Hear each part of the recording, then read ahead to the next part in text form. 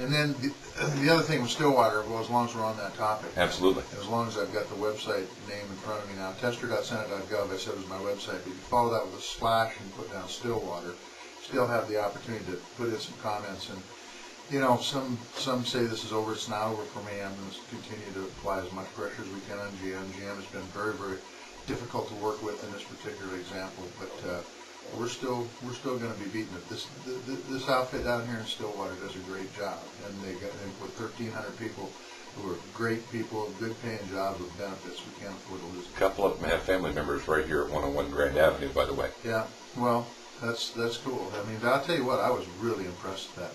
We went up to that mine, went 3,700 feet into the mine, and actually it was more than that. We went 3.5 miles into the mine, wow. So we're talking 17,000 feet. So it was pretty impressive for a dryland dirt farmer like me to be inside the mountain 3 miles in.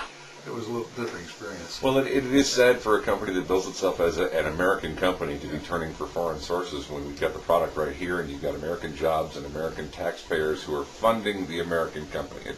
That's exactly right. The migraine is already starting. No, trust me, it made my fingernails even shorter.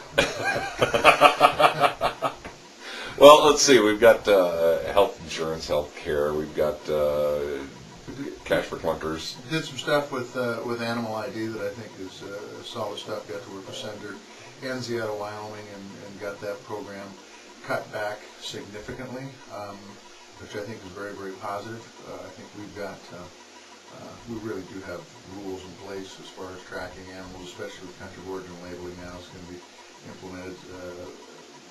Plus, you know, everything else that's out there at the state level. I think it's real positive that program, which really hasn't shown us much benefits over the last 5 years, and we've put a lot of money into it. I personally think it's time for it to go bye-bye, and I think we've taken the first step to make that happen. So that's positive. Hey, last week Joe Medicine Crow gets the presidential medal. That's big, real big. That's a great guy that I couldn't be happier for.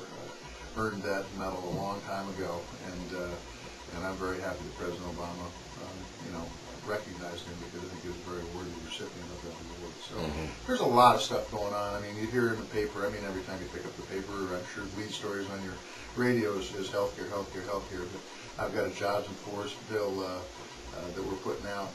We dropped in probably about a month ago now. That's going to hopefully get some people back to work in the forest, clean up some of the dead trees out there, and I think it will help in the industry and lumber industry, and set aside a little land for wilderness, and set aside some land for recreation. So I think there's some positive things going on out there overall. And I think there is positive news. This morning in the Gazette, I noticed a story. Governor Schweitzer says the stimulus spending created about 1,000 new jobs, and there's more on the way.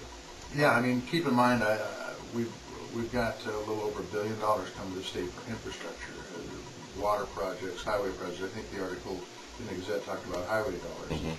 We also got water projects going, electrical transmission projects. I mean, there's a lot of good infrastructure that's being built. It's going to take manpower to build that infrastructure, and then of course the support around that over the long term I think can be very, very positive. And that's not even to talk about the $500 million in tax rates that came out of that recovery bill. So there's some good things that are coming down the pipe, and you know, I will tell you this, that I think people recognize it.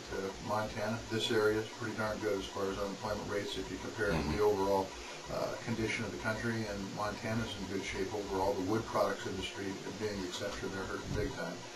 But you know, people are feeling a pinch, but at least the economy's still trucking along here in Montana, which I think is positive. I saw the experts in the last week were saying the recession should be over come fourth quarter, which I thought, you know, the irony of the recession come to an end when people are going and doing their holiday spending. That's just perfect timing.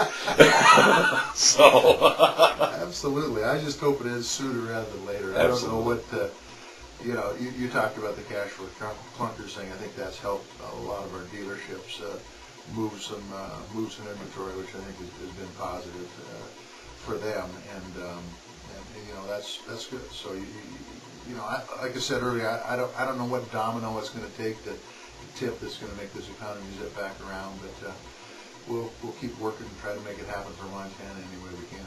All right. Well, it's always a pleasure to visit with you. I know you've got some other places to go, but I do want to say I'm sorry I missed you on Saturday at the Outlaws game. They did win the national championship, by the way. And that's pretty cool. You know, my brother and sister-in-law live down here, and they follow those Outlaws like it's a religion. It's incredible. It's well worth following. It's a heck of a team this year, and they're already talking about 2010. So. That's good. That's good. It's a good thing. But, Jack, it's always good to visit with you. And it's a pleasure to see you again, sir. Thank you very much. Thank you. Our guest this morning, United States Senator Jon Tester. He's going to be hanging around town doing some roundtable meetings, and you can keep up with his schedule. We'll also get that phone number out for you again for his offices and for the website.